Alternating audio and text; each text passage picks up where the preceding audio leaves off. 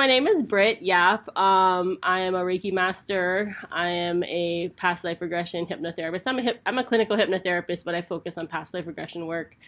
And I'm a spiritual life coach. So all of that is to say that I like helping people who are in transitions in their life, people who that feel there's no hope in certain situations in their life, especially around their health, because that's where I was years ago when I was diagnosed with ulcerative colitis, and doctors told me, and we'll get to there at some point, but doctors told me that there was no cure, and I said bullshit.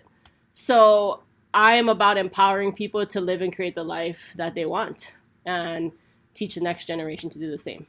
So that's what I'm here for. I'm a mom of two wonderful, beautiful souls. I don't know how I got so lucky that they picked me. But Taya is 3, Reef is 7. That's so crazy to say. And I am a wife as well. So God bless my husband for putting up with me. But that's kind of, where I'm at in my life right now. And just for full transparency, I'm 39 years young. Lots of lessons in the last 39 years, but I'm speaking from that place. I'm originally from Maui. I am Native Hawaiian, Chinese, Portuguese, Puerto Rican, Filipino.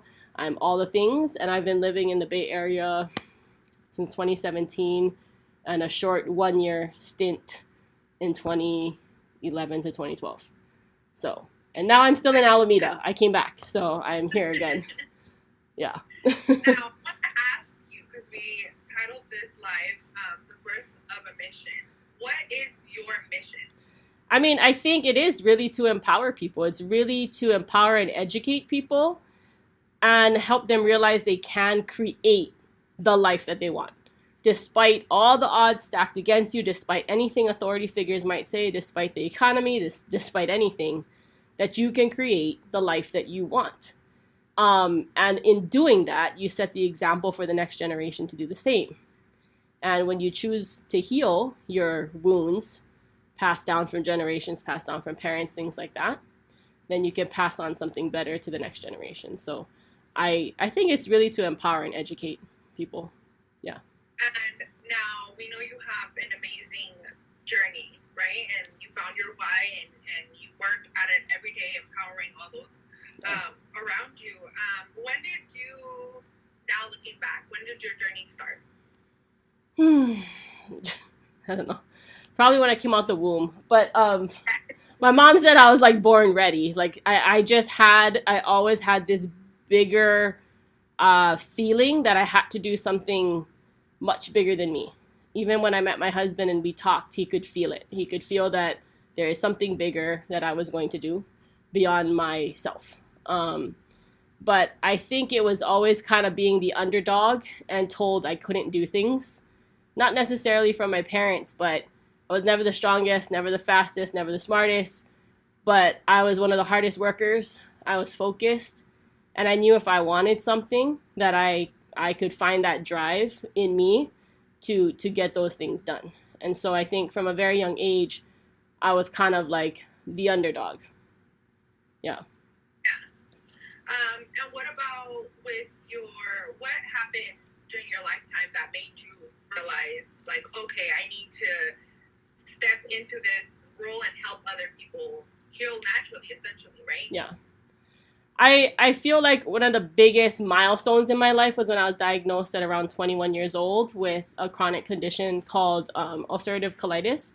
Some people, it's like Crohn's, or it's like it's an autoimmune disease.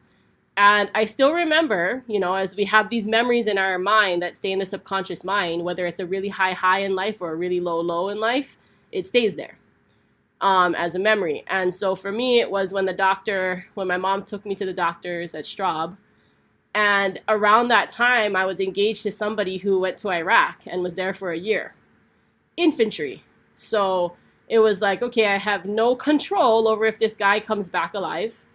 It was before the infrastructure was really set up to communicate with us back home. So I'd be waiting for like weeks at a time to hear from him. It's pretty much when we just wrote letters, like physical letters, folks. And just waited by your phone, hoping you could get 2 minutes, like a phone call talking to this person, right? So I think all of that stress, and I was 20, 21. And no one at 20 should be dealing with, and all the military spouses, shout out to you guys, no one should be dealing with someone in a war zone in infantry and wondering if they're fucking gonna come back home alive or not. It's just, it's crazy. So I'm dealing with that stress. I'm getting my bachelor's and my master's degree at Hawaii Pacific University, and I'm working. So all those things happening at the same time, just like one of those things would be stressful, all those things happening at the same time led me to be really stressed out. And I remember that when he came home from, like, when he had 2 weeks off, he wanted to have the time of his life, and I wanted to make sure he had a great memory, you know, coming back home for R&R. But I ended up in the hospital because I couldn't even walk, I couldn't even do anything.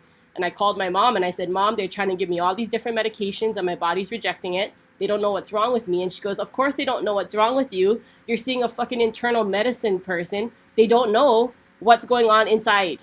You have to go see a specialist.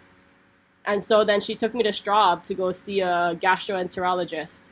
And that's when they did the colonoscopy and saw how inflamed my colon was and how much pain I was in. I couldn't even walk. And I can't imagine, there was like no one else my age going through what I was going through. No one else I knew that young that had ulcerative colitis. That is like something for 65 and older people. And did you have an outbreak, like a huge, just like flare up, or did you? It was just complete pain, like just like complete, like imagine your intestines on fire constantly, and then you have to shit all the time. Like, and you don't know why. And then when you're eating food, it doesn't retain the nutrients. It's just going in and out of you. 21. Yeah, and it's not cool. You don't go to the clubs with that kind of stuff. It's not cute. And I felt really alone because no one understood. And still to this day, I don't think very many people understand what I've been through, at least for a decade with that condition. So I think people with autoimmune conditions are the closest to understanding. But at that time, there was not a lot of information about it. And the doctor looked me in the eye and said, you're going to be taking these pills, these 9 pills a day for the rest of your life. And I was like, what? At 20?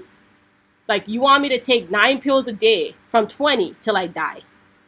And he's like, well, at least indefinitely for right now, this is what we have that's available for someone with your condition, but there's no cure. There's no cure. And that was at 20, 21 years old. That was my first, holy shit. What am I going to do? Yeah. How did you find your way to holistic healing from that? Because they're telling you, right, that you're taking 9 pills a day to treat these symptoms. So how did it come for you to find how to heal holistically? I mean, it was a journey, you guys. It wasn't like I had access to what people have access to now. You have to think, 19 years ago, right? People weren't even really talking about Reiki, you know? So, especially in Hawaii. So it's like, I remember feeling really alone and really lost. And that has driven me to help more people now. I remember my college professor, she's Asian, and she handed me, I think she's Japanese, and she handed me this meditation book. And it was like, I don't know how to be quiet in my head. I'm freaking out. I don't know if you guys can still hear me. Did you pause? Can you hear me? Oh. Can I? It says that you said, oh. Yeah. Meditation book. And I laughed in her face because I said, I don't know how you expect me to quiet my thoughts when I'm like, this is the most stress I've ever felt in my entire life. And you want me to sit still and what? So I didn't even read the book. That's how much I knew I couldn't do it. But I remember it. I don't know why I remember that. Because later on it became important to me, right, to do those things. But at the time, nobody was talking about meditation. I was in college. People were going out drinking.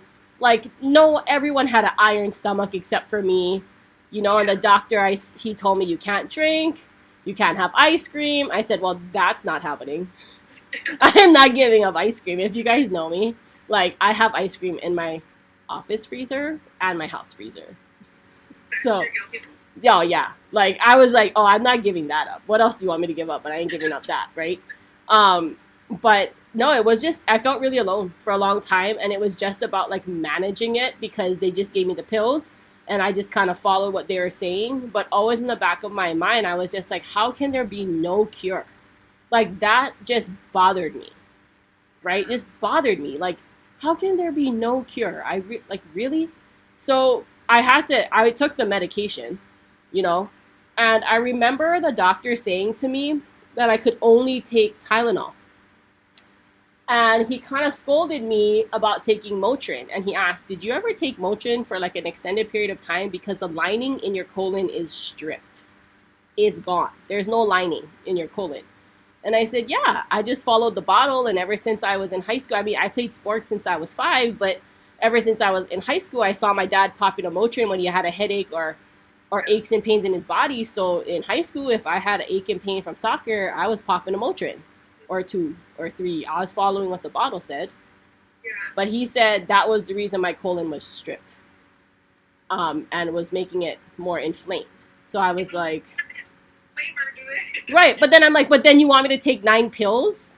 Yeah. Like, doesn't that do something to my body too?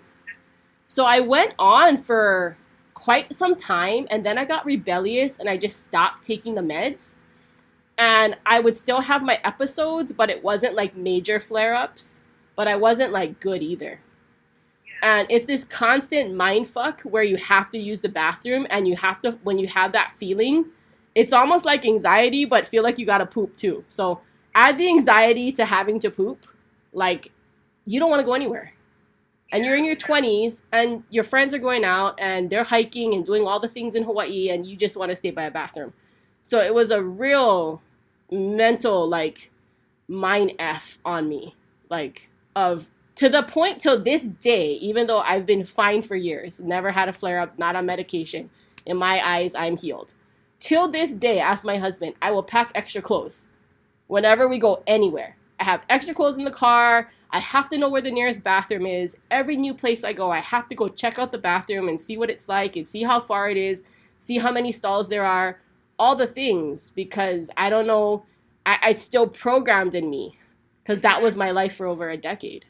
So long, yeah. Long time. And this is like detrimental for you to be okay, right? Like you need to know where the bathroom is. You need to have a change of clothes. Like it's like your planning is a whole nother level of planning. Yeah, and you're still kind of operating in that way, right? Oh yeah, I was still getting my degrees. I was still working, all the things. I created my first business when I was still sick. I had a mixed martial arts magazine in my 20s. I was doing all the things, and I think the next time it really, really flared up, and obviously there's times between 20 but it was when I moved here for my husband, and new job, right?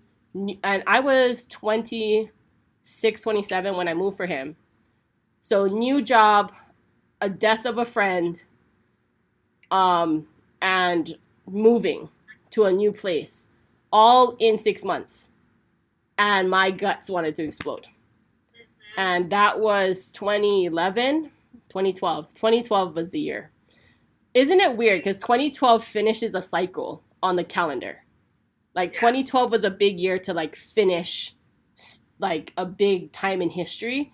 And that was when my like spiritual awakening happened, was 2012. But I found myself dying literally, because they gave me all these different medications, and the medications were clashing. And I basically passed out, and Rod threw me in the car and took me to Oakland Hospital, and I was there for the next week. And I think it traumatized him as much as it traumatized me, for him to see me in so much pain. And when I say when you're like 20 out of 10 on the pain scale, I was screaming at them to shoot me up with any kind of, pain medicine to block all that shit. I was screaming at them because it was so painful. I was just like begging to die at that point. Like my whole stomach, like everything just was like on fire. And that was the beginning of this whole shift for me, was being in the hospital. Yeah. And I want us to get to that. Yeah. Let's backtrack a little bit. Yeah. And let's go back to like the next very significant time in your life where like you felt unsafe, right? Yeah. With the doctor or something that caused you to feel like you couldn't fully trust everything that they were saying? We'll go back there, but I think we'll go forward first because then I had an aha moment about that. Okay. So then I'm already questioning authority figures and I'm questioning doctors' opinions because I just don't feel like this holier than thou image is, they don't know everything. They know some things, and they especially know things that are, acute injuries. Like if someone gets into a car accident, they need a doctor to stitch them up and to do all the things. Or when someone is having a baby and it's going wrong and they need to cut the baby out. Like there's times when we need doctors to do acute things. But when it comes to chronic conditions, doctors are not trained in nutrition and diet and stress. They don't sit with you for an hour or two like I do with my clients to ask about all the things, about childhood, about stress in your life, about your sleep, about your water intake, about any of those things. They don't have time. They maybe have 10 minutes with you, right? So I think there's a time and place for certain type of doctors to be the true authority figure. But, I think everyone should be an advocate for their health. And so when I was in the hospital, obviously Rod and my mom were there and his family was there, and we're in Oakland Kaiser. And my doctor basically told me the only solution to getting rid of the pain is to remove my colon. And all I remember feeling was this sense in my body, like, absolutely not. And I remember having a dream that it wasn't going to go well. And even if they remove my colon, I only have one of those. So I was going to have to wear that bag anyway. If I remove my colon, I wear that bag for pretty much the rest of my life until they reattach. And at that point, I have no colon. So the food's just going to go really in and out of me. Yeah. And I just remember, like, asking the doctor on Friday, like, don't come back till Monday. I need a weekend to just process everything, and I'm not making a decision right now. And you guys want me to make a decision on the spot, and I'm not going to make a decision about removing a body part on the spot. Like, I'm so loopy. I'm so gone. Like, you want me to make a life-changing decision, and you're telling me it's the only thing. And, I mean, give credit to my husband and my mom, but at that point, when you're really in a place of fear, you're going to encourage me to do what the doctor says. Because you're in a place of fear. And they kind of did. They're like, the doctor's saying this and that. And I was like, I just don't think it's going to go well. This is like an authoritative figure. Yes. Supposed to know. And obviously my mom and Rod were never in this situation before. So they're just listening to the doctor, right? But something in me, and I'm so happy I listened to my gut, was like, no, there's another way. And I was like, all right. No. So I just basically bought myself some time, and I think everyone should buy themselves some time to really check with their gut what feels right. And so I told the doctor, I don't want to see any doctors till Monday. So I bought myself like 3 days. And just the nurses would come in and check on me and give me the medication and the pain meds and all the things. But going into Oakland Kaiser, I was not eating. I was in so much pain, wasn't walking. By the time the doctor came back on Monday, I was eating my poi that my mom brought. I was eating, I was walking, and I was in a clearer state of mind. And the doctor asked Rod, what did she do? And he said she decided that she didn't want to have the surgery. That's what she did. She decided she didn't want to have the surgery. And so that was a big shift for me, that once I decided, I don't know how this is all going to play out, but I do not want to remove my colon. And that is just like a download I got in the hospital. And it's almost like they show me like what the other side, like when you leave your body looks like when you pass. I almost feel like in my dream I got to see that. And then I came back into the body, made the decision. And I feel like I've looked at life very differently from that point forward. That every time I wake up in the morning, like, it's going to be a great day. Because I'm alive. I get to do this one more day.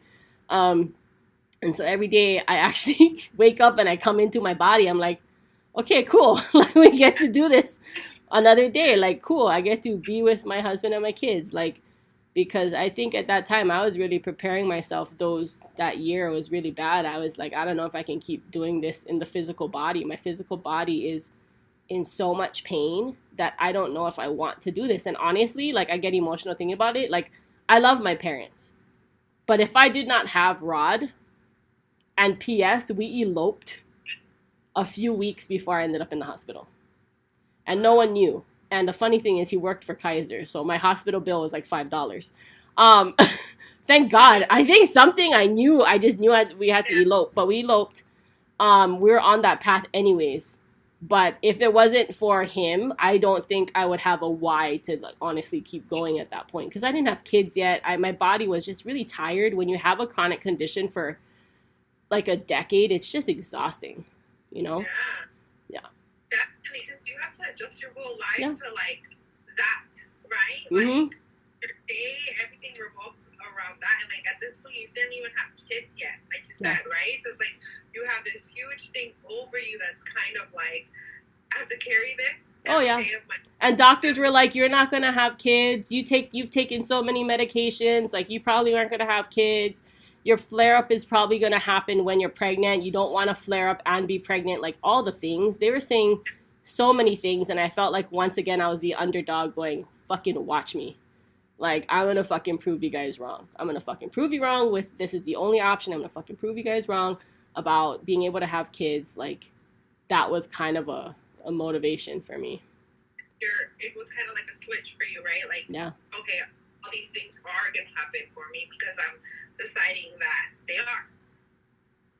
Yeah. And then your body followed, right? Yeah. Like, followed healing. Yeah. Because you have already told yourself that, oh, it was going to happen.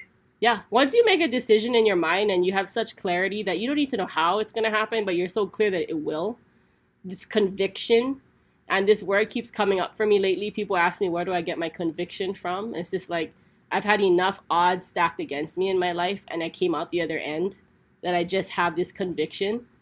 And if I don't, and I come out the other end on the other side in heaven, fine. I'm fine with that shit too. When you're just fine with how it's all going to play out, there's a different sense of security and peace in you. And like I said, every day I get to get up and do this with my husband and do this with my kids. Like, that's my fuel right now. It's just like, oh, this is beautiful. Another day to do something good in the world together. Yeah. Definitely. And at that point, once you kind of decided that you were going to go ahead and heal without having this procedure done, what did your life look like after that? Like, where did you start? So you guys want to know who was the root cause of me getting into hypnosis? It's my husband. So when we were at the hospital and I was recovering and trying to figure all this out for a week, he was over there Googling all the things he could Google. And hypnotherapy came up as one of those things that could help you heal from, ulcerative colitis. And he's so cool. Like, he looked at all these different people. He wasn't really telling me anything. He looked at all these hypnotherapists in Oakland and whatnot, and then, like, reached out to one and then, like, made sure she was, like, okay. Like, made sure she wasn't, like, a weirdo, or he asked all his questions about it, because everyone has a little hesitation. There's a lot of trust that goes into working with your hypnotherapist because they are making suggestions for your subconscious mind. And so after I got out of the hospital with my colon intact, isn't it funny? 1 minute they're like, oh, you have to have this surgery. And then, like, 4 days later, oh, I guess you can go home and let's just monitor you from home. Like, yeah, we have some medication, but it seems like your body is the lab work is showing up way better. And so they ended up releasing me to go home. And yeah, it's crazy. It's like 1 minute I was about to remove my colon. The next minute I'm at home trying to recover. And Rod books a session, 4 sessions. It was a package of 4 to go to Oakland and work with this hypnotherapist. I remember the first session, I was like, am I there yet? How about now? How about now? Is this what hypnosis feels like? Right, I was kind of in my head, in my conscious mind. But by the second session, I really allowed myself to go deeper and take in those suggestions she was saying. Yeah, Rod said, I proved doctors are wrong, but they'll never admit they were wrong. Absolutely. And my mom saying, she asked the surgeon would you remove your child's colon if this was your child that you were talking to? And he said no, he wouldn't. Right? So fucked up. Yeah, it's a good question she asked, though, right? And so I went to see Patricia, and you know what? My gratitude to Patricia till this day is if somebody reaches out to me for hypnotherapy, but it's around a session that I'm like not excited to do because I mostly focus on past life regression work or my group mana sessions, and you guys are too. You guys are focused on past life work. So if someone has like a smoking issue, or I send them to her. Till this day, she gets multiple referrals a year from me as my gratitude for what she did for me. And it was 4 sessions, and I was able to kind of get a hang on visualizing a happy place to calm my body down when I was in a really stressful state. And it would at least calm me down enough to get back to the car or to get to the bathroom or to get home. But I trained my mind to focus on somewhere beautiful and calming, which is my bedroom, which was a Christmas memory at my house, or being at the beach in Hawaii. I had 3 places that I could go to in detail in my mind. So no matter where I was, whoever I was around, if I closed my eyes, I could go there and my body would instantly relax. And I trained my mind to do that over and over and over. And she helped me start that training. And then I just continued with self-hypnosis. And I said, Patricia, I want to go learn. I want to go learn for me. And so I came to California and I learned, and over the years, I continued to take courses and just really understand how powerful. It was funny. I already knew in a weird way how strong the mind was, but like learning about hypnotherapy, I really kind of understanding it more. It was really, really cool. But I mean, it's not like I healed automatically. It was like I had to change my environment. Part of what I teach you guys in Reiki is like the environment has so much influence on someone's stress. I needed to be back home and I needed to heal. And I knew I needed to be back in Hawaii. Dealing with my friends passing, dealing with missing the food, the culture, all the things. I looked at Rod. I actually took him. We went to dinner in Capitola. I have a very special place in my heart for Capitola. I took him to dinner, and it was like I was so nervous, and I was still having stomach issues, so I was running to the bathroom a couple times in that dinner. And I said, I need to go home. I need to move home. And I said, will you come with me? And so he said, I'm going anywhere you go, girl. Like, anywhere in the world you're going, I'm going. So basically for the next, and people don't really realize this, but I think for like the next 5 years, I saw him half of the month because he was flying back to Walnut Creek to work and then flying to Oahu to be with me for 2 weeks. So every other 2 weeks he was gone for 5 years.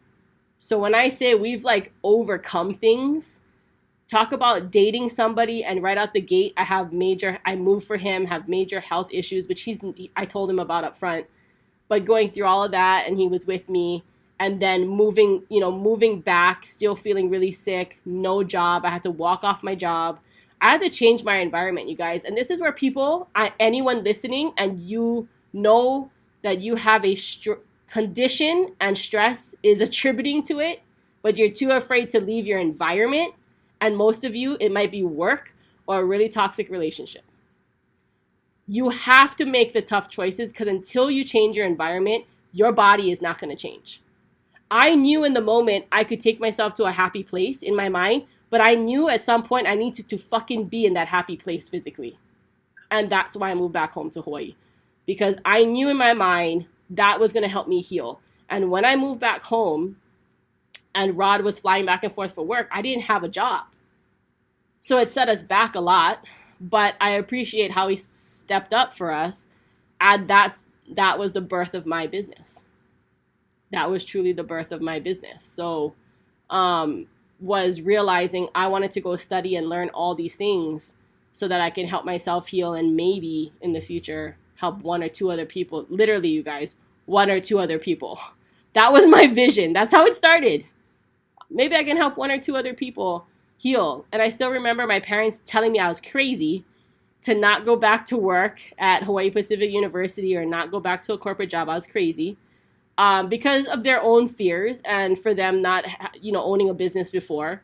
And I know that it came from a really good place of love. But once again, I had to trust my gut that if I didn't use what I've been through to help others, I would continue to stay sick.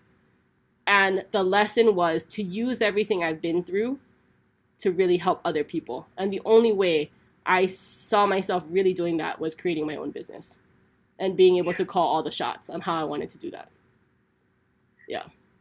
So that's like a big gist of it, right? Yeah. So now that you're back home, yeah, what transpires after when you're healing yourself, trying to get back into a rhythm of some kind of flow, right? Maybe not the exact same flow because you needed new things, but what did that look like for you? It was a lot of ocean time, folks. A lot of getting to the beach, a lot of spending time with my friends, seeing my parents more often, and just being of service to others. And I love my dad. We're best buddies, but I remember him telling me nobody is going to pay you $100 to do Reiki on them. My average sessions are $300 now. And he told me that you're not going to convince the world that this stuff is real. And I said, Dad, that's not my mission to convince the world this stuff is real. My mission is to help other people like me who are looking for natural ways and the belief in themselves to heal. That's who I'm looking for, is other Brits that just feel kind of fucking alone and lost too. I'm just a little bit further along in my healing journey. That's it. I don't need 100 people. I need like 10 people who feel the same way I do, and I can help them.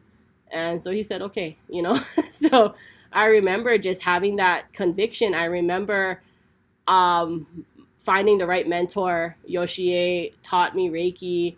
And my other, mentor is my grandma, because she had a stroke and she's my first client. I learned Reiki right around that time, and I just started practicing on her. And just to see the progress she made, and just the feedback her nonverbal communication was giving me when I worked on her. I mean, I worked on that woman, multiple times a week. I joke with my mom, she's still kicking because her life force energy is so strong. She had her stroke in 2013. We're like 10 years later, she's outlived like a lot of people her age that came to the hospital who thought she was going to die. She's still living in the nursing home. And it's like Tom Hanks on Green Mile, that movie, like they just live a long time because the life force energy that's in them is so strong. And I feel like that's my grandma right now, that her life force is still so strong. But she was my first client. I just practiced and practiced and practiced and practiced and just sent her so much love, when I was doing this stuff. Yeah. And Reiki, if you started with hypnotherapy, what made you want to learn Reiki? It was my grandma. So when she had the stroke, my mom had a meeting with her family in the waiting room, and I went in to spend some time with my grandma, and we didn't think she was going to make it. She was in like a coma, and I remember working on her, not working on her because I didn't know what the hell I was doing, but I remember sitting there in the room, and I hear, go stand by her head and put your hands like this. Like, I'm just hearing these things. Put your hands like this. Stand by her head. Just send love. Just imagine a white light coming in from God, coming into your body, out your hands, into her head. Send love, send love, send love. And I'm doing this as I'm listening to whoever was talking to me. And her right arm starts to twitch. And so I go and get my husband, Rod, who was in the waiting room. They're having a family meeting. And I said, come here, let me show you something. And I said, do you see what I see? He goes, what are you doing? I said, I don't know what I'm doing. I just know I'm supposed to do something like this. And my mom has told me about Reiki before, but like I never did it. I didn't think I could do anything like that. I know she goes and sees somebody who does it. And so my grandma got out of the coma, and she's still alive, folks. I'm not saying it's me. That's her energy, and that's her free will to choose to come back into her body. But I know that she was my teacher too. My grandma was my teacher too, even though without saying anything. She taught me, this is helping me, just keep doing it. And so that's around the same time that I found my mentor before that, but I was seeing my mentor for psychic mediumship as a client, but I also knew she taught Reiki. And she told me to come to her class And I was like, oh, we'll see. And then when my grandma's thing happened, I was like, okay, now I really need to go learn what the hell I just did. Right? What did I just do? I think it's this thing. So then I went to see Yoshie for that, and she's been such an amazing mentor and believed in me. And I've been very lucky to have a bunch of mentors that have believed in me and showed me what was possible. Yeah. That's so crazy, right? Like that, in a sense, like that was your grandma's purpose. I think maybe for getting sick too, to like help guide you. Oh yeah. Oh, I don't think I would have the drive had I not seen how it helped her. Yeah. And then, of course, I start working on myself once I figured out how to do Reiki on myself. So all of that was like second half of 2012, beginning at like basically middle of 2012 to middle of 2013. And then I decided all around the same time to go reach out to Patricia and go, where did you get certified from in hypnosis? And she goes, and Yoshie told me, do not get certified in Hawaii. There's not really any good programs in Hawaii. Go to California, go to Northern California. So I reached out to Patricia. I was like, where did you learn from? Because I want to go like learn for myself now. So my husband allowed me a year to go heal, go learn. If you really want to start your business, go do that. But I don't have an expectation of you for a year to have to contribute. Go heal. Wow. Right? And that I'm not saying I healed in a year, but I'm saying I got a lot better being able to focus on my own healing and also serving other people in my community. And the way I started was just reaching out to a bunch of friends like, hey, I got certified. You guys want to come over so I can practice on you? And it just started like that. And I started with just exchanging. I said, you can buy a mocha frappuccino and bring it to my house, and then I'll do Reiki on you for. That's it. That's all I want. And then I upgraded to like a barbecue plate for dinner. So they go get me a Korean barbecue plate, bring it over, and I'd work on them. And then I upgraded to charging $40 for a session, and then it went to $75, and then it went to $100. So it was just funny. And then I would incorporate hypnotherapy and Reiki and life coaching. And I always knew life coaching was important to be paired with those two things because people want to talk. Yeah. And I was finding myself talking and not being able to charge for my talking time, which would go sometimes for hours. And I was always that person people would talk to that felt comfortable to talk to growing up. So I was like, yeah, I need to go add this piece. And that's how those three things came about together. Yeah. That's so crazy. Yeah. And amazing, right? Like now we have the whole new healing method. Yeah, but I always knew in my gut those three things were like a really good pairing together. Yeah. Yeah. And now we're in Hawaii and you're working on your healing, working on your business. How far into your business and your healing did you get pregnant with Reef? It was so we moved home 2012. We had Reef in 2016. I remember the last appointment I went to my gastroenterologist at Castle Medical. He was a dude. By the way, a lot of my issues with doctors are they're dudes who think that a woman doesn't know better than them. So I always took Rod with me to all my appointments. After the hospital, you guys, I never went to go see a doctor by myself. I wanted my husband in there, and I wanted him to listen to what the doctor was saying so that if we had to make important decisions, we both heard what the doctor said and we could both talk about those decisions together. I never again went to a doctor with, ask him now, I don't even feel comfortable taking my kids to the doctor without him. Like it needs to be a us thing because I feel like there's so much authority and this is what I think and some scare tactics that I've seen them do that I always have to have him with me. And so we went to my gastroenterology appointment and this guy just berated me. He was my doctor for like 2 years. Yeah, she said her husband is the same. Yeah. And he just berated me and he's like, the reason you're not feeling better or the reason you're having this flare up is because you're not taking what I told you to take. And I said, I just told you when I took that medication, I felt like shit. When I took that medication, I felt like I was hallucinating. I told you that. And I know my body. And I've fought back a lot of times. There was some other, they had prednisone at Oakland Hospital, and I was literally hallucinating. Ask Rod. I was seeing worms jump on the TV. And I'm like, are you seeing worms jump on the TV? He's like, no. I was like, oh, right now I see a worm jumping. And I just took what they told me to take. So I was telling the doctor I was having flashbacks of that when I was on prednisone and like my fucking whole face blew up and I didn't feel good. And I was telling the doctor, look, I know my body and what all these things you've been prescribing to me, which he gets kickbacks for. He gets kickbacks for prescribing those drugs. I told him I don't feel good. And if is this all you have? And the last time I talked to him, I said this to him. So are you telling me there's literally nothing natural I can do to help myself feel better? And he looks at me and he goes, no. And I go, do you know what I even do for a living? You're out of your mind. Like of course there's other natural things I could do, right? But he doesn't make money from that. So he told me, he basically was telling me I was crazy to think that I could have a child. Basically telling me and my husband, like, yeah, like you guys should not be trying to have a kid right now. That's the absolute wrong decision. She's going to have a flare up, blah, blah, blah, blah, blah.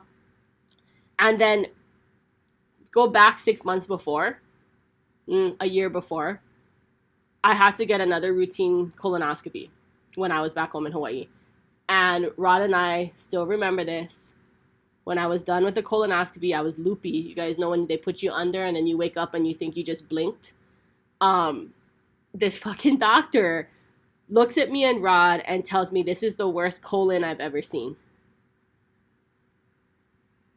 You guys, and I was already feeling better and like healing because I moved home, right? So I was like, fuck, I'm making progress. I don't feel like I'm in pain that much. My mindset's stronger, right? So I was just going for a routine colonoscopy because I have to do it every other year. So I thought I was going to hear like, oh, good job, blah, blah, blah. He says to me, this is the worst colon I've seen. And this is a gastroenterologist. So I'm like, that's all he looks at every day is colons. So for a whole week, I was mind fucked again. Going, I thought I made all this progress, but then it's not, right? And I was mind fucked. And Rod... Can you believe, like, can you imagine somebody, like, going through cancer, right? And yeah. The doctor, and then they're like, this is the worst cancer I've ever seen in my life. Like... And the person thinks they're doing better, right? So I'm thinking I'm on the upswing. And then I can't meet with him to go over the results for a week.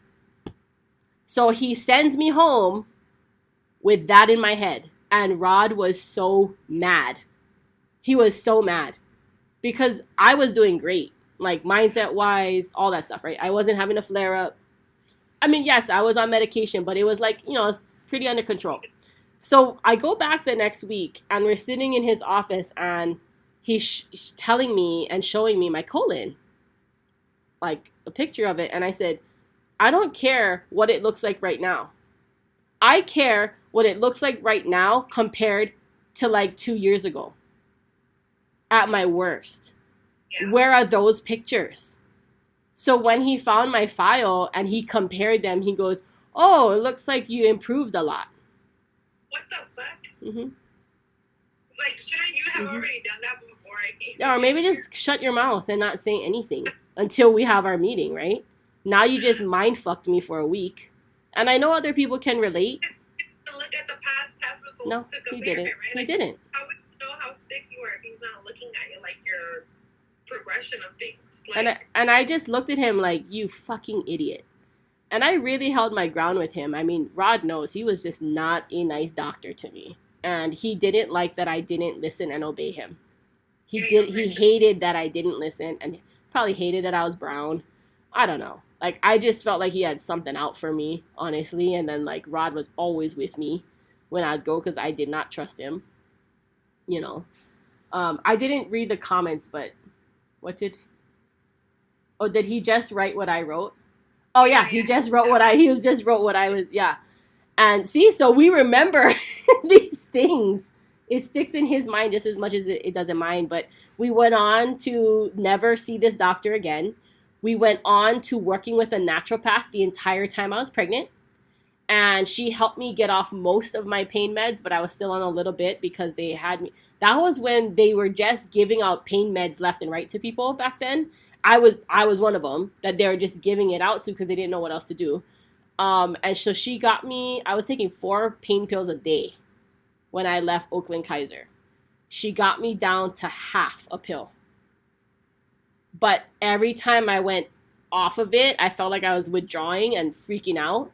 And I think it really was a mind thing for me now looking back. So I had Reef still taking Humira shots and I was still on a little bit of pain meds. I don't know how much that contributes to him being autistic. And I don't know how much them double vaccinating him when he was 1 contributes to him being autistic. There's a lot of things that the doctors fucked up on, guys. This is why I am the way I am. This is why I want to change the healthcare system, because there's so many mess ups that I've dealt with. I would never change who my son is, but the scientific part of me wonders what made his brain different, right? Because there's so many more autistic people nowadays. What made their brain different? Yeah. So we ended up having him, which was like the greatest thing, but we got a $25,000 NICU bill that we had to pay. This is like on top. We had the best coverage, and this was what we had to pay.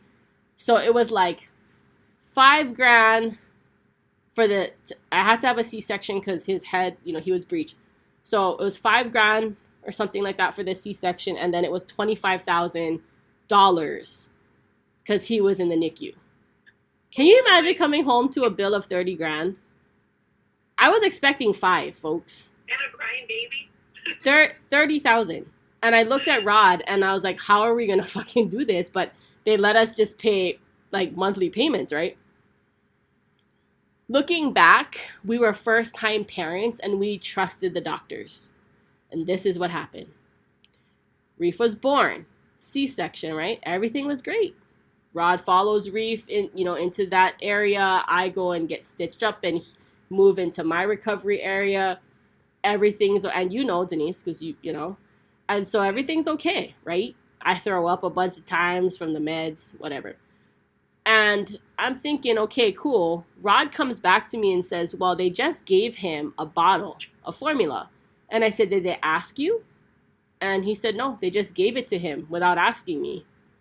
And I was like, okay, like I know they were saying breast is best, but like I'm not mad at it. I'm a little indifferent, but I'm just a little surprised they didn't like ask you what you wanted to do, breast milk or formula or whatever. So then we get moved up to the next floor, and they're trying to tell me like try to feed him. But when you have a cesarean section, your body doesn't know you had a baby yet because it was cut out of you. Your body doesn't know yet. And I didn't know this. So I didn't have breast milk right away. And they wouldn't give him formula. When they gave him when he came out, but they didn't give him upstairs when we moved to a different floor, those people had a different mentality and they wouldn't give him formula. Oh my goodness. So they kept saying, and so imagine you guys, the first 24 hours of your baby's life, you feel like you're already failing them. Yeah. You feel like you're fucking failing your kid because you didn't know that your body doesn't know that it has to produce milk yet. And then when you do have a baby, like regularly, your milk takes a couple of days for it to come down. Like you get the little like yellow stuff, but you don't really get enough for your baby. Yeah.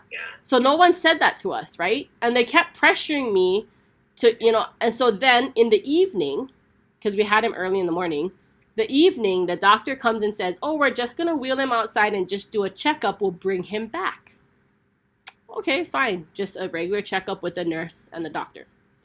Well, he never came back into the room. They took my son to the NICU. They came back in and told me your son is in the NICU right now because he has low blood sugar or some shit. I don't know what they said. And you know how it is that your body's recovering from basically just having surgery, getting cut open. You can't walk. You can barely fucking poop the first day, folks. You're just trying to get your bowels back, trying to get all that medicine out of your system. And you're just trying to so it's hard to even move. let alone go to a different floor to go see my son in the NICU who's alone, cold, scared. I did a hypno breathwork session 2 years ago and literally saw that experience through Reef's eyes, and it fucked me up. I saw what those next 3 days looked like from his point of view, with those lights on him, with him being cold, no human touch. No human touch until I came down there for half an hour twice a day because I was still recovering myself. And the NICU was so tight that you're literally next to another couple. Like, there's no privacy. I mean, I had my boob out, and I'm sure other men saw it. Like, it was horrible. So, yeah, it was like low blood sugar, Mom. It wasn't jaundice. It was blood sugar. And so it was just that he was hungry. He was literally hungry. That's it. And if they already gave him a bottle of formula earlier, why not just give him a damn bottle of formula? So it was because they basically said that, like, something wasn't, like, it's low blood sugar. He was hungry. That's it. Like, literally, this boy was hungry. But they said, oh, he has low blood sugar. We have to take him to the NICU. No, he's hungry. You see how he is now, Denise? He eats like he ain't gonna eat again. Yeah. And I know that's from when he was born and he was hungry and cold. Now that's when they're the most, because they've never experienced hunger before, Yeah. right? They've never experienced hunger. They've never been sleepy. They've never been tired. Like, they've never experienced anything because they have everything coming to them. Yeah. And they should be around their parents' touch and skin and my heartbeat. And he wasn't around that for 3 days. He literally got ripped out of the womb, okay? Literally laying like this, lights, no one around, and wondering, where the hell is that heartbeat? Where the hell is that warmth? Where the hell is my mom? And I'm fucking starving. And I saw it through his eyes in hypno breathwork 2 years ago, and I will never forget how I felt. And it just tore me up when I came out of that session, and seeing it from his perspective just totally tore me up. And literally, like Rod is saying, it literally was like not even $5. It was like a $2 bottle of formula could have saved us 25 grand. Because our kid was just hungry. But we trusted the doctors. But you guys have to remember, healthcare is a business. It is a business, folks. Right? And so I have learned how to advocate for myself even more. And I was mad at myself, and it took me years to forgive myself. But and ask Rod, I had moments where I just break out in tears because I'm like so disappointed in myself, because I felt like I knew better, that I was an advocate for myself and my health. But something about being a new mom, I just thought they just had the best interests, our best interests. Your child, right? If there's like you yourself know your body, and you're like, oh, well, fuck me, right? Whatever, in a sense. But when it's your kid, it's something hurt you, right? So you're like, okay, if there's this doctor telling me this, I'm not going to question it because I want the best for my kid, right? Yeah, and I totally trusted them. And it took a nurse that almost looked at us and said, I could lose my job for saying this to you. And I know so many nurses were trying to tell us, trying to hint to us, but we didn't catch what they were saying because we were new parents. Finally, it took this Filipino nurse to come in there and tell me she'd never had breast milk come till week 3. Yeah. And that I need to go advocate and march down there and make them give him a bottle because my milk is not coming out and he's hungry. And she goes, you know, you could walk down there right now and take all those things off your baby and walk out of here and no one could stop you because that's your kid. And I was like, I didn't even think of it that way. But she's like, that's your kid. You go advocate for your kid. You could literally take your baby and walk out of here right now and nobody could stop you. Yeah. And after that, the doctor on duty was actually a new doctor. And like, not new, but like I didn't see her all week, right? And someone else on duty. And she was my high school classmate. She was in my dorm and 2 years older than me. And she got him out of there hella fast. She gave him the bottle and got him out of there. So how many days was he? 3 days? 3 days. Yeah. And then they were able to go home after that third day, like when they let him. We left day 5. So we slept with him one more night. Rod was pretty traumatized too, being in the NICU. I didn't see it, but he saw parents saying goodbye. Like the kid didn't make it. The kid didn't make it. And he's like, why are we here? Our son is literally the biggest kid in here. He's literally just hungry. And if you meet my son now, that kid will not pass up a meal. Ever. If he passes up a meal or a snack, it's because he's not feeling well.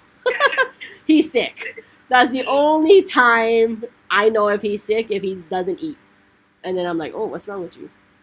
But yeah, I've had that really fucked me up for a couple years. Not just the money part of having, it was such a salt in the wound to pay that. And it's like we couldn't really prove that it was like malicious. Like it's hard to prove anything with that, but we knew in our heart like it was just really messed up. And it messed us up financially, it messed him up. Like I seen it through his eyes and I feel a lot of guilt, and I'm pretty much at the tail end of releasing that because he looks at me like, Mom, let it go. Like I think he knows, like, Mom, it's like not even worth it. Your intention was to do the best thing for him, right? Like you don't have all the expertise, like you didn't go to school to be a doctor, and like the thing is that even with me, with my whole pregnancy, like they give you this information and they act like it's not fucking like life-changing information, and they want you to make like a decision then and there, or they'll tell you, we're just gonna do this, we're just gonna do that, we're just gonna do this, like it, but all those just gonna, like, it's huge things that can have huge consequences. And unless like you ask them like, what does that mean? They're like in and out, right? They just want to go in and out, and then until you ask them like, okay, what does that mean? Then they're like, ugh, like, you know, then they have to tell you what it is. Like they do it every day. We don't do this every day. So it's like you have to explain it to us like it's literally our first time hearing these things, these options or whatever, right? And so that really messed me up for a while. And then we got the diagnosis that he was autistic. And that drove me crazy because of the way the doctor told us he was autistic. He literally looked at me, turned his head, and made it like a death sentence. He has autism. And I'm like, he just looked at me like he was waiting for me to cry or feel guilty. And I was like, okay, doc, well, what does that mean for him? And what do we need to do to help him? That was my questions. And he's like, well, you know, doctors, you need a fucking lesson on empathy. They don't know how to empathize. And then it comes off like fake. Or like, so he was like, oh, so, you know, he still can live a somewhat normal life, you know, and like, just like, I'm like, bro, he's just turning 2. Just tell me the next steps. How can we help him, right? And it was just that sticks in my head a lot and in Rod's head a lot, just the way he was delivering the news. Very doomsday, like literally like a death sentence is what I felt his energy was like. And it took Rod and I about a month to really change the narrative on how we wanted to parent Reef and how we wanted to see him as the beautiful gift that he is, and just change the whole way society looks at kids that are disabled or kids that are autistic or kids that are different. And I just know that more people need to understand that their kids are the biggest blessing, and it's the way society and doctors make us feel about it. Like something's fucking wrong with them. It's not. So she's saying I have 2 boys autism and I'm so mad at myself. Yeah, you need to release that. You have 2 beautiful angels.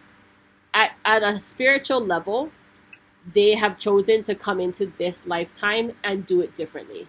On a scientific level, someone fucked up, okay? But we gotta let that go. But on a spiritual level, your kids have chosen you to navigate them through this lifetime, and your kids have some really special gift, and then you focus on what they're good at and what they're passionate about. Keep leading with that. Every advice I have for parents that have autistic kids is go and be part of Facebook groups led by autistic adults. It is the best thing I did. I just read and listen. I don't really ask questions. I just listen. And I listen to the perspectives of autistic people, especially adults who've lived it. And they're older now, and they've lived during a time where society was not accepting. We're a little bit more accepting right now. And so I learned a lot about the language they want us to use. I learned a lot about, And this is not like a woe is them. This is about just hearing and adapting your environment and your life to what makes them more comfortable. I always use this analogy. If you judged a monkey in the ocean, or if you judged a dolphin and put it in the trees, it would not be an amazing dolphin, right? But if you change the environment and put the dolphin in the ocean, the environment that the dolphin thrives in, it is one of the smartest animals on this earth when you judge it in its environment, which is the ocean. When you create the environment that is conducive and that feels good to your kids, you will see them thrive. It is about shifting the environment, and it's about blocking out all the fucking noise from society and from your parents or from anyone else around you that does not accept your kids and learn and that they want them to be different, or they're because they're da da da da da, it says something about me because I'm whatever. No. When you shift your mindset and you think of them as the most amazing people in the world, everything shifts. Because imagine if you're a kid and you come out the womb and you think you're a burden to your parents. I would hate to feel like I am a burden to my parents for my entire life. And I hope my son never, ever feels that he is a burden to me and my husband. He is a fucking gift. And once you start looking at your kids as this beautiful gift, everything changes. And so that would be my advice. And you need to forgive yourself because you're not doing them any good beating yourself up. Okay? And you're doing everything you can to raise them, love them. Yeah, change the environment. Make it very conducive to what they like. Bring things like Reef has to have music playing in the background all the time. So we always have music. And society might say, oh, that's too much on the iPad, or that's too much music, or he needs to be doing this, or he needs to be doing... No, he needs to be comfortable.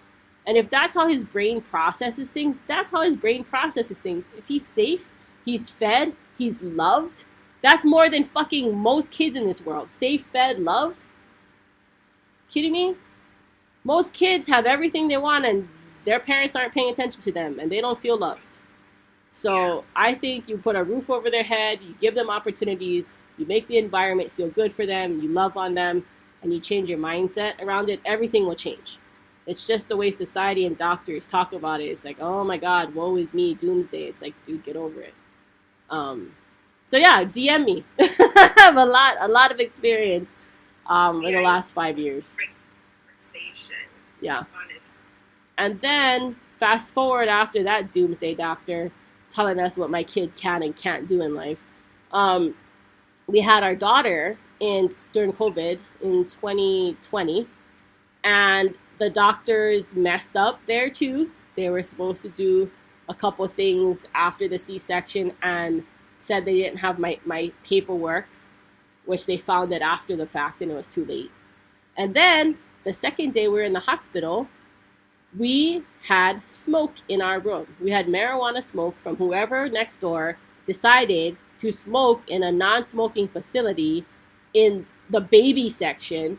And I'm sitting in a hot box of marijuana for hours and hitting the call button 5 times. And the nurses basically tell me there's nothing they can do for me. And when I tried to bring it up to Kaiser's legal team, they just keep pushing the buck around because they don't want to take responsibility. And I have that shit on record. That there was smoke in our room for hours with a 2-day-old in a hot box. There's no window to open at Kaiser. It's just AC. And because of COVID, they didn't want to they should have just moved us to a different room. Yeah. But my eyes were hella itchy. I think it made my allergies and asthma worse. And I know that Taya has a lot of allergy issues, a lot. And some asthma issues. Because at 2 days old, she was, and I did all kinds of research about it, and that really does affect a kid when they're 2 days old. So once they're really starting to develop.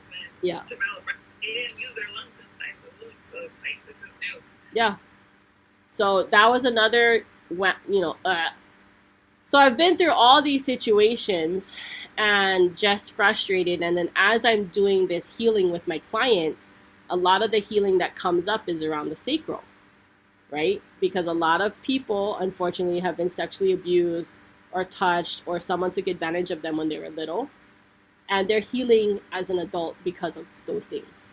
And a lot of times we see it show up when people are trying to have kids and they're having a hard time, or someone who has really irregular periods, or someone who has cysts, or all these kind of things, right? And so there was one day, I think it was between having Reef and Taya, somewhere between 2016 and 2020, that I was watching a movie, not a movie, but on Netflix. It was like the docu-series or whatever called Athlete A, about the U.S. gymnasts, right? Who were touched by the doctor over and over and over again, and he just made it seem like it was normal. This is how he examines them, right? And I had this fucking feeling in my body and going, fuck, I almost forgot about this experience with this doctor, right? And so I called my husband and I was like, dude, I just watched this documentary and all kinds of emotions and shit are coming up right now. And he heard me kind of mention this story in passing. I don't think I went into detail with him about it. So back up to when I was like 19, before my fiance at the time that I'm no longer with, but before he went to Iraq. I was playing soccer for Hawaii Pacific University, and we needed to get a physical to play. Well, my doctor at the time was out of town. So there was a referral doctor that he would say, go to this one if I'm out of town. So I just signed, I don't really see the doc back then before I got sick. I didn't really see the doctor unless I needed to go get a physical. So this is when I was 19. So I go and get the physical from this guy, and to this day I do not know his name. That's how much, how people block out their memories as a child. I blocked his name out for some reason. I know what he looks like. He's a Japanese doctor. He was in his 30s and I was 19. So he was a younger doctor. And I remember going in there and my husband asked me, years later, was there a nurse in there with you? Because nowadays you can't be in there by yourself. There has to be another person in case something happens. Yeah. So I said, no, it was just me and him. There was no nurse. And I remember he did his regular physical on me. And at the very end, I'm done, I think we're done, he sticks his finger, without warning me, in my vagina and in my butt. Without telling me anything. Not warning me. And I've done many physicals in my fucking lifetime, and that's never fucking happened. Ever. No doctor has ever done that to me. I have my own doctor that I see for that, and it's not a regular internal medicine doctor. I remember getting myself together and leaving. And walking to the car and just crying.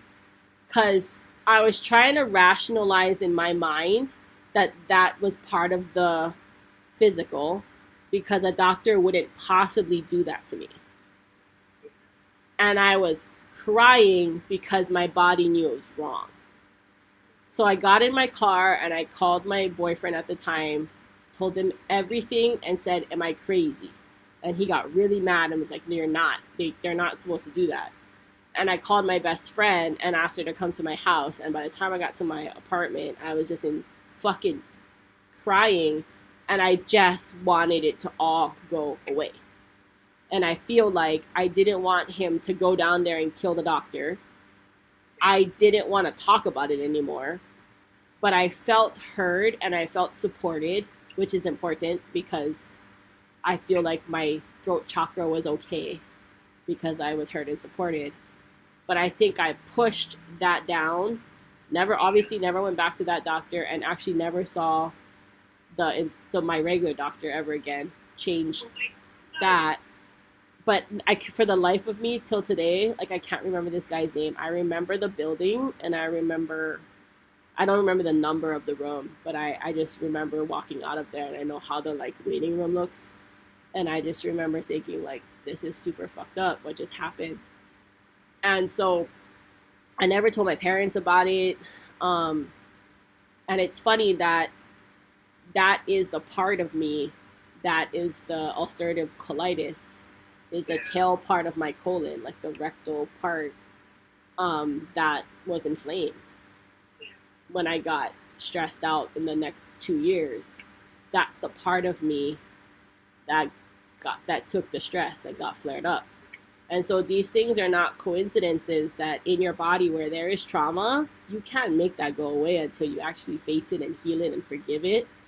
And this could be from even when you're young and you don't even remember, but your body remembers. You might not have a conscious memory, but your body remembers.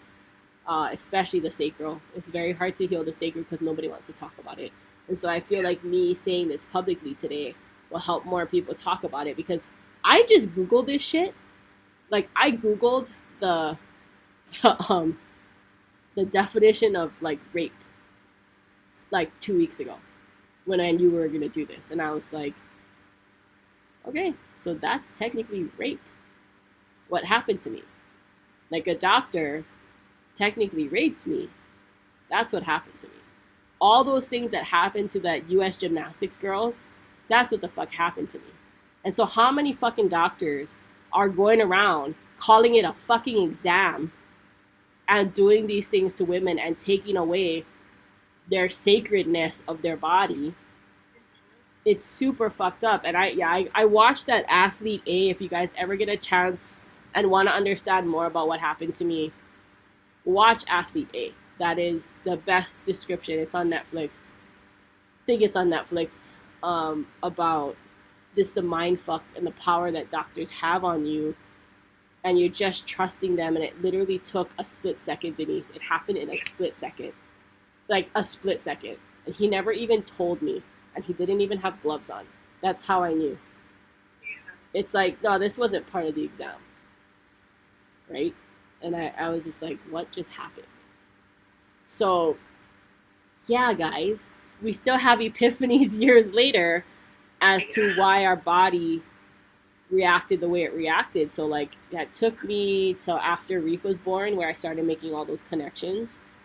The reason that Tony Robbins is such an important piece to my life is because after I went to his 4-day in-person experience in San Jose, I got off all the pain meds and was able to shift a lot of, to kind of more completely heal after working with him. Were able to get off the meds?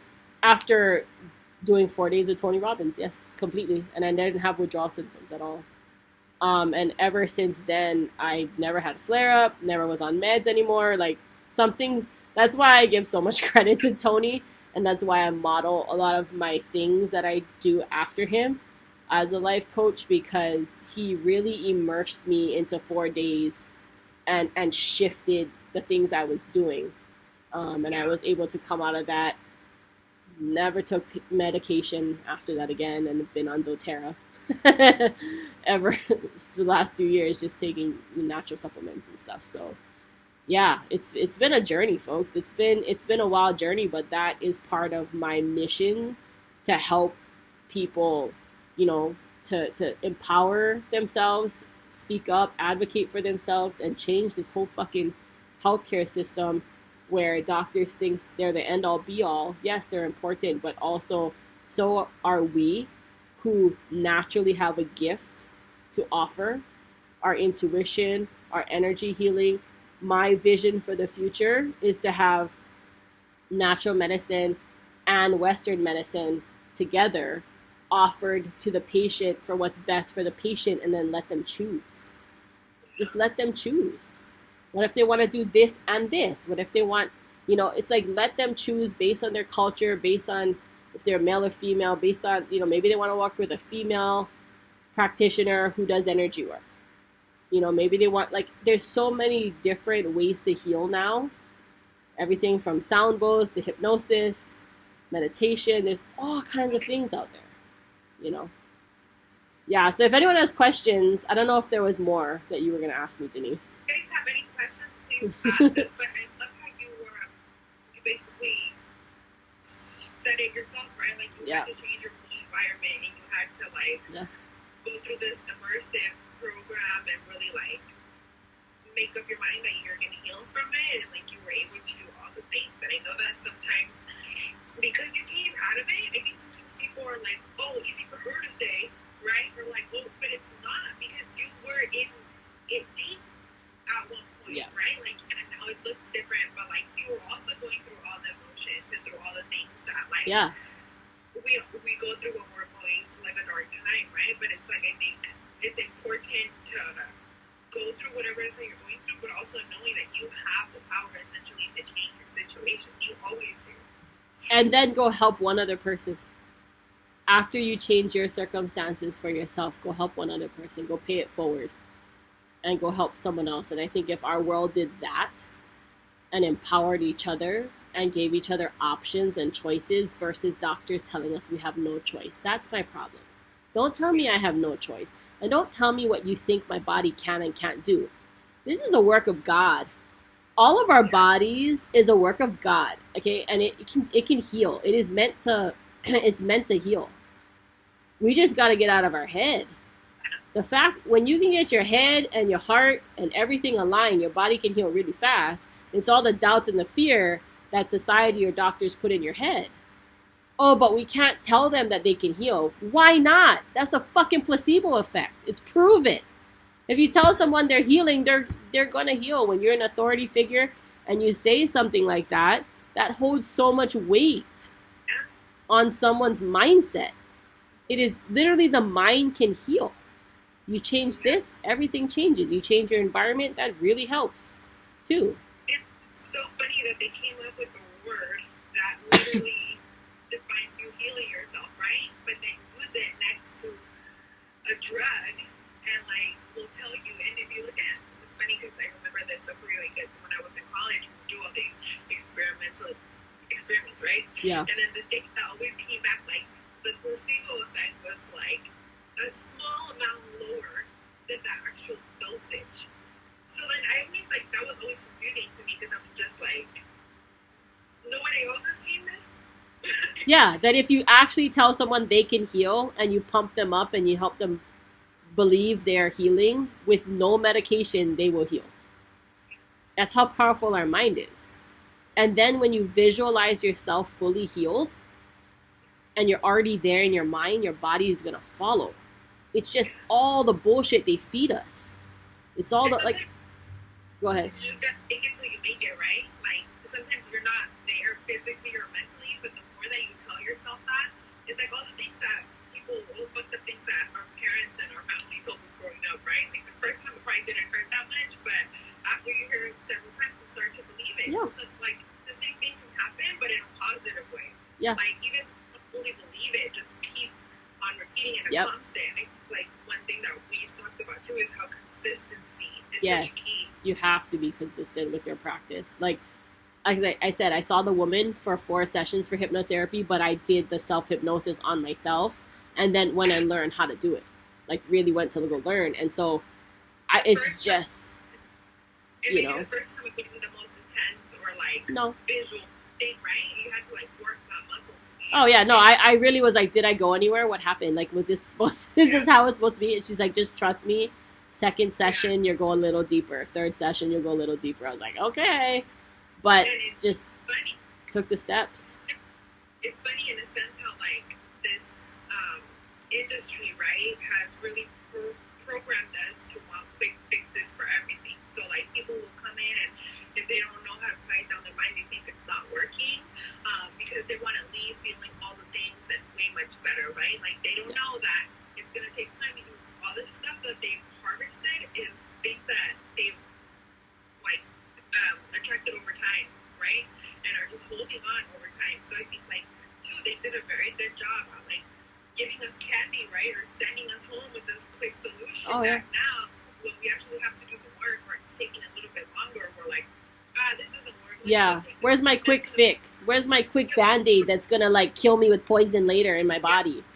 Like it's a quick fix right now, but yeah, something's gonna just break down at some point, right? I mean, like you think about COVID, like for 2 years straight, all we were bombarded with, and I used to be in the media. I used to be a journalist, so I know this, how the media is a beast. It bombarded us with the word COVID, COVID, COVID, COVID, COVID, COVID, right? And that word was attached to fear, fear, fear, fear, fear, fear, fear. And that's all we heard on all the news outlets every day. How many cases? How many cases? Not one time did you hear anything natural that could help you boost your immune system. Yet we all knew that a boosted immune system was the best way to fight this thing. If you have a strong immune system, right? But not one tip on the news. Trust me, I looked and looked. Where are they going to talk about how we can boost our immune system naturally? Oh, they don't. They fucking don't, right? So I'm like, I know that the media doesn't necessarily tell us what to think, but the media will tell us what to think about. And when you got a whole collective thinking about fear, fear, fear, fear, fear, that is imprinted on us in society. I get it. I was a journalist. I know how I was inside the beast. I know how the beast works. Okay? They could be talking about all kinds of other stories, yet they choose to talk about certain stories. And they leave the rest on the side for you never to hear. Not the good stuff. Okay? And so we have to be mindful of what we're taking in. We have to filter what we're taking in on social media, negative people in our life, your boss, whatever the hell, right? And just be super mindful of what we're listening to, because if it's negative and it's disempowering, you need to get rid of it. You don't need more disempowering things in your life. You are an amazing being, and you can do many, many, many things that you can't even imagine right now. That's how powerful you are, and yet we all shrink ourselves down because of fear. And on top of all the things I went through with my kids and my own health, watching my husband work for a doctor for many years who is driven by only money and will do things to make more money at the detriment of the patient, to the point where my husband had to walk off the job. And I worked and took care of us for a few years because it was just not aligned with our value system. I know how greedy these doctors can be. I mean, he sees it, and they don't give a fuck. And I'm not saying all doctors are like that. And the good ones, the really good ones, are far and few. And I feel really bad because they can't do it the way they really want to, because the system ends up chewing them up. Just like nurses, the system, the corporate part, the money people at the top who never had to see a patient in their life, never had to resuscitate a patient, never had to do any of that shit. They're just the money people at the top of the hospitals, of the CFOs, all this shit. And a patient is just a number, and it's just a dollar sign. And the type of surgeries is another dollar sign. And the type of medication, the type of this, and it's all a fucking dollar sign. It's nuts.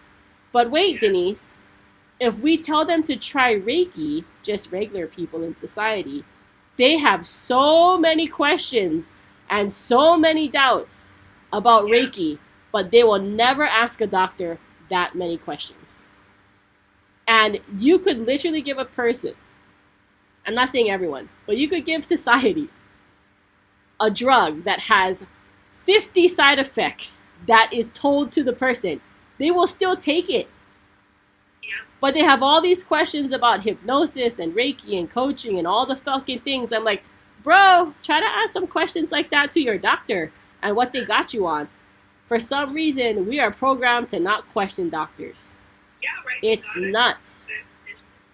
Conditioned, completely conditioned. And they have 100 questions about what is Reiki and what is this and it's not the woo-woo shit and what's that witchy shit you do. And like, no. I'm teaching you how to use your energy and your mind to empower yourself. That's literally all I'm doing. Like, that's it. I think when I started this, you said something to me that, like, I carry that with me every day. Like, I don't talk to anybody that doesn't already believe in, like, what it is or is genuinely curious about Genuinely it. curious. They can have doubts, but if they're genuinely curious and their back is up against the wall and they know they need to do something different and they're curious, I'm totally down to talk. But I will never try to prove someone that this works who wants to prove to me this doesn't work. Why would I waste my time? There are so many people out there every day looking for people like us to help them. Why would I waste my time Because to them, if they're in their mind, they believe this is not going to help them, it won't. That's how powerful your mind is. If you come into a session and you believe and you're open that this can help you heal, because we're going to work together, not Brit sprinkling fairy dust on you. Our energy is going to work together. You're going to be open. You're going to receive. I'm going to do my best job. And that your body can begin to the process of healing and come back to homeostasis. And if you guys want to read and watch anyone on YouTube, Dr. Joe Dispenza talks about this.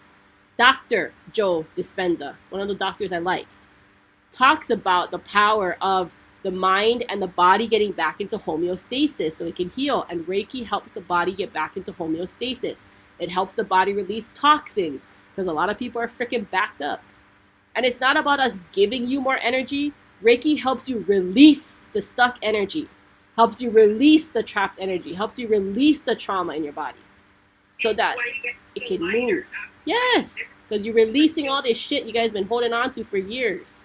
All of us are guilty of holding on to stuff in the throat, in the sacral, in the stomach, wherever it is that you carry your stress. And it could just take one time like me, one doctor doing one fucking bad thing to me takes a second. But that can live in your body for decades and affect your health for decades. From one fucking fuck up, one selfish move, right? Because an authority figure thinks they're fucking holier than thou and taking advantage of people. So I hope there's at least one takeaway for you guys listening to this, or listen to it when you're driving, because we're going to post this. But yeah, if you guys have any questions, you can also DM me or DM Denise. But we are, as you can see, we're just so freaking passionate about our work. Denise has her own stories and things with doctors and things that doctors said to her mom and all kinds of stuff that she observed growing up. And when she found this work that I do, she was like, yeah, that resonates more than anything else that I've ever been taught about quote unquote therapy and helping people. Like, this makes the most sense, you know? Yeah, that's what happened. I literally had a client come in the other day and she's like going through it because she works in pharmaceuticals. And she said that she thought that she was doing a really good thing for people, right? Like, oh, I'm going to go in and help people. But it's actually like a very dark and negative field. And now she's went through all this work and, like, you know, has healed herself from, like, a lot of trauma. And she's like, they keep trying to, like, move me up in the company. She's and like, there's a lot of money. Yeah, so that's her thing right now, right? Like, this is all her security. So this is what pays her and her, because she's only working partner, right? So this is what sustains their lifestyle. And if she walks away from that, she literally has to just, like, start from scratch. So, like, that's the little carrot dangling, right? That we always have. Like, what are you gonna do? I think, though, when you realize the karma that's gonna come with that for your family and your kids, you don't want that around your family. And then because of that understanding, you'll make some different moves. For me, my test was when I was broke as F and my husband was trying to take care of us, and I took that year off to heal and start my business. And I was also doing journalism work on the side, and I was assigned one of the hardest jobs ever was to write about Monsanto in Hawaii when there was all this contention, and I had to write a fair and balanced story. And the locals, like, hated Monsanto, and I had to go there and write a couple articles and gain their trust enough to share with me certain things.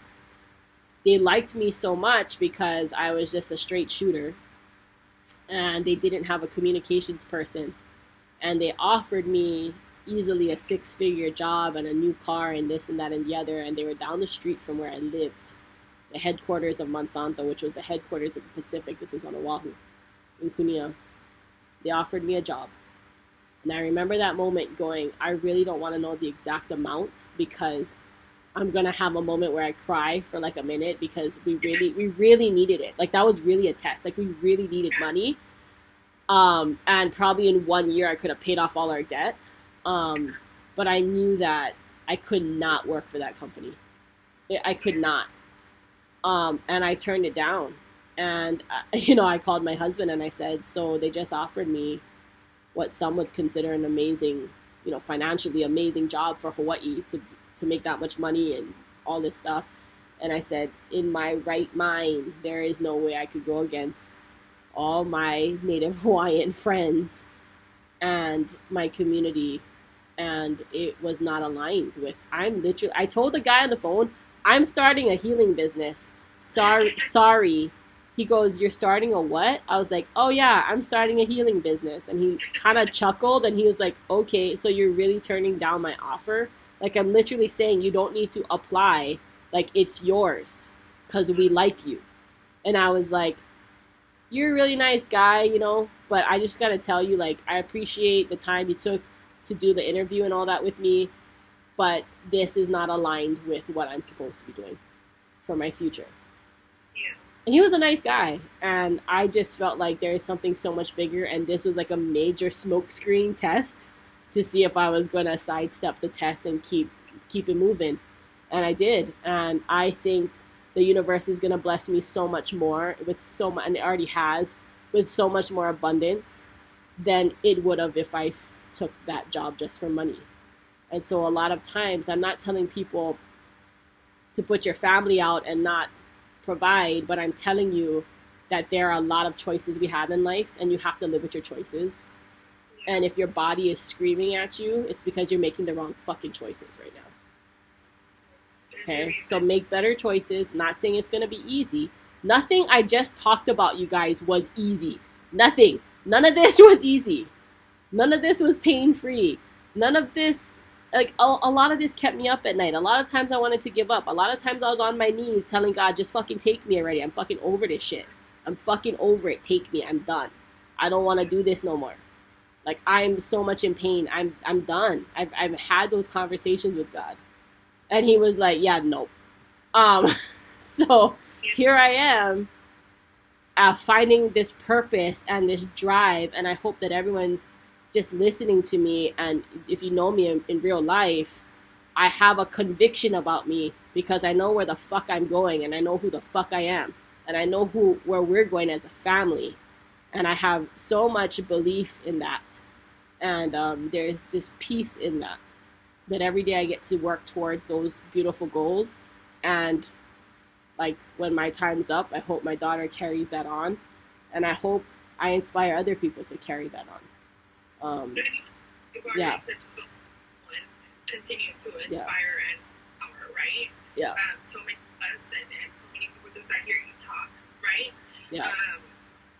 It's like, I feel like that's your superpower, speaking. People can connect with you so easily. And thank you so much for sharing your story with us, because I feel like a lot of the time we forget, right? Or like, we'll see things online or see people living a certain way or whatever, or doing certain things, and like, things were easy for them since the beginning. Anything but easy.